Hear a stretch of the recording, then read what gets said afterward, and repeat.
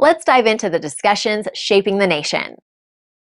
Thank you very much, Cahirlook. Thank you, Minister, for the response. And I just wanted to touch a small bit on some of the points that you made. Schools are very concerned that they're not sufficiently funded to open new special classes. There are issues with space, staffing, resources, appropriate sensory spaces, amongst other things. And the majority of our traditional schools do not have the appropriate facilities for spaces that they need, like sensory spaces, to enable children with additional needs to thrive in a mainstream environment. I would be slightly concerned about the common applications system in terms of it being a panacea.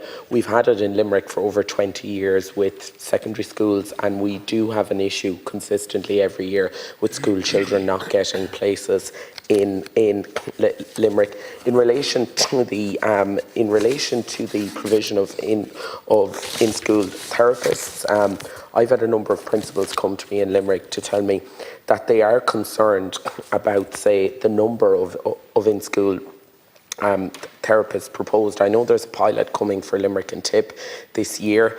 One principal has told me that he is slightly worried about the fact that they could be too sparsely spread, and that there is a concern there that they may see the in-school therapist maybe one day a week over 3 weeks. That's what they have told me. In the time remaining to me, I want to talk about the principal of St Michael's Infant School in Limerick, Tracy Tobin, and the fact that her SET hours were cut by 12.5 this year. Only one of 5 schools in the country that has been cut. This is one of the most deprived schools in the entire country. She has 127 children on her books. It's a DEIS Band 1 school.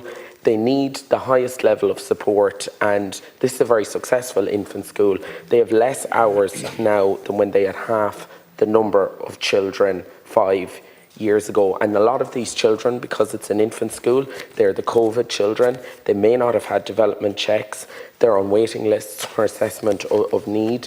They have many Ukrainian and IP students, which, as we all know, can arrive on a rolling basis throughout the year. So the enrolment number on the 30th of September at the cut-off date is often lower than what it will become by the end of the year. And they're using the number on the 30th of September for her SET allocation as part of the criteria as well.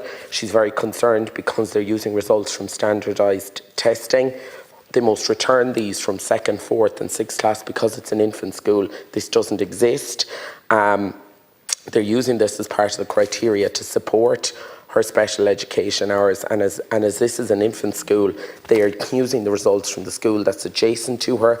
Her children don't necessarily continue to these schools, and they also have issues with numbers of children who have been diagnosed with ASD with a recommendation for a special class, but were too late to apply as the closing date has passed. And these are in mainstream and require and deserve the highest level of support, and they don't have the space in their special class.